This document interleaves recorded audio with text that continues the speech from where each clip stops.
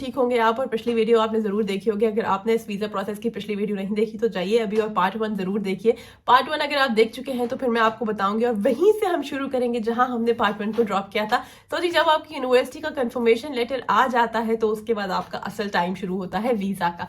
और वीजा के प्रोसेस के लिए फिर आपने यूके गवर्नमेंट की वेबसाइट से फॉर्म्स लेने हैं। यूके गवर्नमेंट की वेबसाइट पे जाके आप ऑनलाइन फॉर्म्स फिल करते हैं। अदरवाइज आप जेरीज की वेबसाइट पर जाकर भी जब अपनी अपॉइंटमेंट बुक करते हैं तो वहां से भी आपको फॉर्म्स मिल जाते हैं ऑनलाइन, आप डायरेक्टली लिंक पर चले जाते हैं। तो जी, यूके गवर्नमेंट की वीजा पॉलिसी में जाके आप अपना स्टूडेंट का वीजा फॉर्म फिल करते हैं। कैटेगरी होती है आपकी student visa tyre D. Tyre D की आप जब फॉर्म फिल करते हैं तो उसमें आप अपना सारी डिटेल्स एंटर करते हैं, अपने सारे डॉक्यूमेंट्स अपलोड करते हैं उसके साथ। और उसके साथ अगर आपकी डिग्री में कोई गैप है, यानी कि आपने बैचलर्स पहले किया था और अब आप 2-3 साल बाद या 4-5 साल के बाद मास्टर स्टार्ट करने लगे हैं, सो ये टाइम गैप आपने कंप्लीट करना है। This time gap should not remain empty. यहाँ पे आपने डालने हैं अपने एक्सपीरियंस लेटर्स। अगर आप काम करते थे तो डेफिनेटली आपके पास एक्सपीरियंस लेटर्स होंगे। वो सारे एक्सपीरियंस लेटर्स आपने निकालने हैं उनके। आपने अगर अभी तक आपने नहीं बनाए तो जब तक आपके कैश लेटर का इंतजार चल रहा है आप तब तक अपने ये सारे डॉक्यूमेंट्स को कंप्लीट कर लें लाजमी। और अगर आप मैरिड हैं तो अपने सारे जो डॉक्यूमेंट्स होते हैं, यानी कि मैरिज सर्टिफिकेट, निकाहनामा एंड ऑल दोज थिंग्स, वो सब भी आपने रेडी करके रखने हैं before this. ID cards and everything should be on point. तो जी, ये सारे काम आपने कर लिए। उसके बाद अब आपने करना क्या है कि आपने फॉर्म फिल करना है ऑनलाइन। एक लंबा चौड़ा डिटेल फॉर्म होता है, आप उसको ऑनलाइन फिल करेंगे। उसमें सारी छोटी छोटी डिटेल्स आती हैं रिगार्डिंग यू। कोई डिफिकल्ट चीज नहीं होती उस फॉर्म में, कोई ऐसी चीज नहीं होती जो आपको या मुझे ना पता हो, क्योंकि वो सिर्फ हमारे बारे में होता है। Date of birth, name, details, छोटी छोटी डिटेल्स आपने उनको प्रॉपरली करना है। सो जी, आपने जब फॉर्म फिल कर लिया, by the end of that form आपके पास एक ऑप्शन आती है जिसमें आपने फीस पे करनी होती है। उसे कहते हैं IHS and visa fees. Embassy fees होती है, अगर मैं पाकिस्तानी पैसों में बात करूं तो कुछ 88,000 तक आपने एक फीस पे करनी होती है। साथ ही दूसरी IHS की फीस होती है और वो होती है अराउंड 2 lakh and some thousands. I don't remember the exact figure in Pakistani rupees, लेकिन अगर मैं पाउंड्स में बात करूं तो आपके 1650 पाउंड्स लगेंगे फॉर बोथ फीस। सो आपने 1650 पाउंड्स पे करने हैं। 1650 पाउंड का मतलब तकरीबन बनेगा आपका 3.25 लाख रुपए, यानी कि 388 समथिंग और 365 समथिंग, लेकिन आपके ऑलमोस्ट 3.25 लाख रुपए बनते हैं। क्योंकि पाउंड का फिगर ऊपर नीचे होता रहता है तो आपने अपने बजट में 3.25 लाख का हिसाब रख लें तो वो ज्यादा कन्वीनियंट हो जाएगा आपके लिए। ये मैं एक बंदे की बात कर रही हूँ, यानी कि सिर्फ और सिर्फ स्टूडेंट वीजा की बात हो रही है। अभी तक हमने डिपेंडेंट वीजा के पैसों की बात बिल्कुल नहीं की। सो जी, स्टूडेंट आप वीजा अप्लाई कर रहे हैं, फॉर्म आपने फिल कर लिया है। अब आपने 1650 पाउंड वहां सबमिट कर दिए हैं। 2 पोर्शन में ये फीस होती है, एक थोड़ी कम होती है, एक थोड़ी ज्यादा होती है। दोनों जब आपने भर दिए, सारे पैसे उनके पास जमा हो गए, तो फिर उसके बाद आपको जेरीज की अपॉइंटमेंट लेनी है। अब आपने जेरीज की अपॉइंटमेंट बुक कर ली। जेरीज की अपॉइंटमेंट बुक करने के बाद आपने अपने सारे डॉक्यूमेंट्स को करना है अरेंज। और उसके बाद जिस दिन आपकी जेरीज की अपॉइंटमेंट होगी, आप जेरीज की अपॉइंटमेंट में अपने सारे डॉक्यूमेंट्स, अपनी बैंक स्टेटमेंट, अपनी फ्रेश बैंक स्टेटमेंट लेके जाएंगे जो उसी दिन की होगी, 28 डेज की, जिसमें वो सारे पैसे होने चाहिए जो आपसे यूनिवर्सिटी ने डिमांड किए हैं। Whether it's 36 lakhs, whether it's 51 lakhs, it all depends on the university you are choosing. So जब यूनिवर्सिटी चूज करें तो ये मत सोचिएगा कि इस यूनिवर्सिटी का नाम बहुत बड़ा है तो मैं इसको चूज कर लेता हूँ। आपका बजट बहुत अहम है, आपने अपने बजट के अकॉर्डिंग ही अपनी यूनिवर्सिटी चूज करनी है। सो जी, इसके बाद आपने करना यह है कि आप जेरीज जाएंगे, अपने फॉर्म्स को सबमिट करेंगे। अपने फॉर्म्स को सबमिट करके उसके बाद जेरीज आपको एक फीस चार्ज करेगा, 2500 या फिर 3500 जेरीज की डॉक्यूमेंट्स भेजने की फीस है। जेरीज बेसिकली TCS की तरह आपके डॉक्यूमेंट्स को पैक करके एम्बेसी सेंड करता है फॉर द वीजा प्रोसेस, और अबू धाबी से वीजाज लग कर आते हैं। तो इसलिए जेरीज उसके लिए आपको फीस चार्ज करेगा। आपने वो पैसे वहीं पे जमा कराने हैं। लेकिन जब आप जेरीज में एंटर होंगे तो जेरीज वाले आपको ऑफर करेंगे कि आप प्रीमियम सर्विसेज ले लें and stuff like that. So that's up to you. अगर आप प्रीमियम सर्विसेज और ऐसी कोई सर्विस चाहते हैं तो आप ले लें, अदरवाइज आपका रूटीन सर्विसेज में ही काम हो जाता है। एनीवेज जी, इसके अलावा जेरीज आपको एसएमएस सर्विस और कुछ और चीजें भी ऑफर करता है जो एसएमएस कन्वर्ट हुए नंबर्स पे कभी आते नहीं है, ईमेल्स कभी आती नहीं है और आप कभी नहीं ट्रैक कर पाते उन नंबर्स पे। सो इसलिए अगर आप चाहते हैं तो आप जरूर करें, लेकिन उनको मैं रिकमेंड नहीं करूंगी because they are useless services. So जी, जेरीज आपसे वो पैसे लेता है, आपके डॉक्यूमेंट्स लेता है, आपके डॉक्यूमेंट्स को स्कैन करता है, आपको सारी ओरिजिनल कॉपीज वहीं पे वापस कर देता है। उसके बाद आपके बायोमेट्रिक्स होते हैं, आपकी तस्वीरें बनती हैं और ये सब काम जेरीज वाले अंदर ही करते हैं अपने ऑफिस के। उसके बाद जी आप चले जाते हैं घर अपना पासपोर्ट जेरीज के हवाले करके और फिर आप सिर्फ करते हैं इंतजार।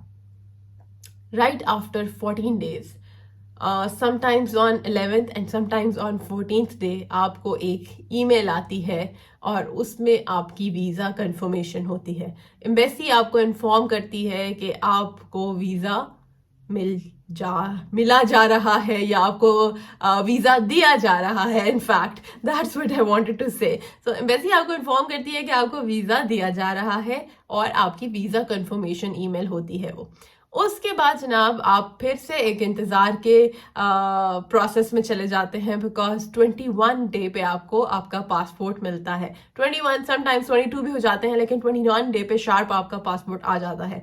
जेरीज आपको कॉल करता है, एक फ़ोन कॉल आती है। उन दिनों आपने अपना फ़ोन जो है उसको ज़रूर एक्टिव रखना है। अपने फ़ोन को आपने कभी भी साइलेंट करके नहीं सोना बिकॉज नॉर्मली सुबह के वक्त अराउंड 9-8 इतने बजे आपको आती है जेरीज से कॉल और आपको जेरीज वाले कॉल करके कहते हैं कि जी आ जाएं और अपना पासपोर्ट ले जाएं। वो दिन होता है जब आप जाते हैं जेरीज और उसके बाद आपके जो रिसिप्ट आपको मिली होती है जब आपने अपना पासपोर्ट जमा कराया होता है वो आपने साथ लेके जानी होती है along with the copy of your NIC। तो आप वो दोनों चीज़ें लेके जाते हैं जेरीज और उसके उस दिन आपको कोई अपॉइंटमेंट चाहिए होती है। आप डायरेक्टली जाके गेट पे दिखाते हैं कि मुझे पासपोर्ट कलेक्शन करनी है, आप अंदर चले जाते हैं, कलेक्शन की लाइन में लगते हैं और वो दोनों चीज़ें उनको दिखाते हैं, वो आपसे साइन करते हैं और आपका पासपोर्ट के पिक्चर के साथ आपकी फेस आइडेंटिटी मैच करके आपको पासपोर्ट डिलीवर कर दिया जाता है। यानी कि पासपोर्ट हैंड ओवर हो जाता है, आपके पास आ जाता है और उसके बाद आप देख सकते हैं कि आपको वीज़ा मिल गया है या नहीं। नाउ द स्टोरी इज कि आपको वीज़ा कौन सा मिला है। जब आप पासपोर्ट खोल के देखते हैं तो आपको मिलता है विजिट वीज़ा। ये एक हैरानी की बात है। रिसेंट पास्ट में मैंने अभी अपने किसी जानने वाले के साथ भी ये स्टोरी शेयर की। जब वो भी वीज़ा के बारे में पूछ रहे थे तो मैंने कहा हाँ जी आपको विजिट वीज़ा मिलेगा।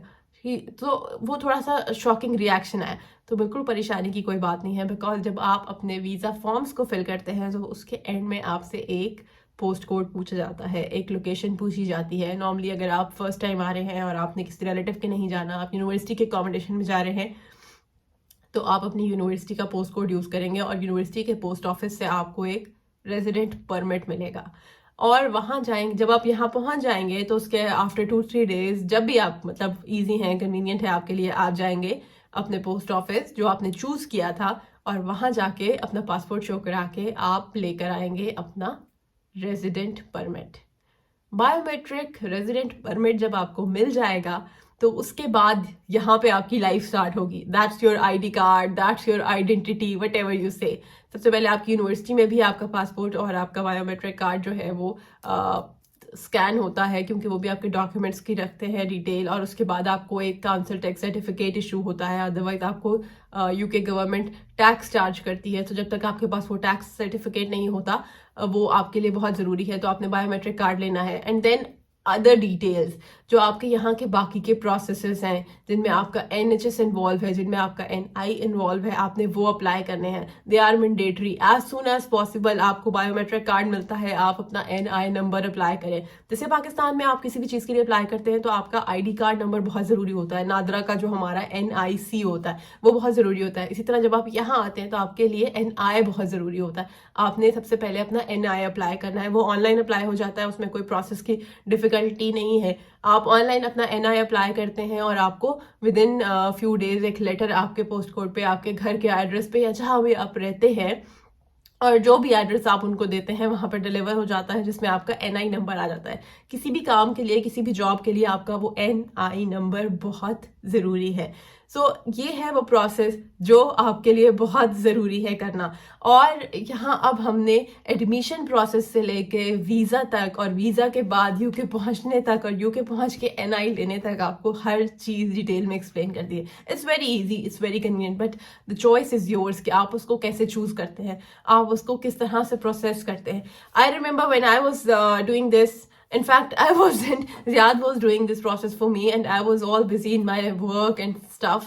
मुझे भी ऐसी ही ख्यालात थे कि नहीं होता प्रोसेस, वीज़ा नहीं मिलता, it's not that easy, it's not that convenient, but it is easy, it is convenient if you are doing it right, and if you are doing it right then nobody can stop you. It's very easy. और अब मैं बात करूंगी spouse visa कैसे मिलेगा, dependent visa कैसे मिलेगा, family visa कैसे मिलेगा आपके साथ स्टूडेंट को, और इसके आगे की जो डिटेल्स हैं, like everybody knows about PSW. So हम PSW की भी बात करेंगे, लेकिन इस वीडियो को हम यहाँ पे स्टॉप करेंगे और इंशाल्लाह पार्ट 3 में I explain about the spouse visa. So keep watching and do subscribe my channel.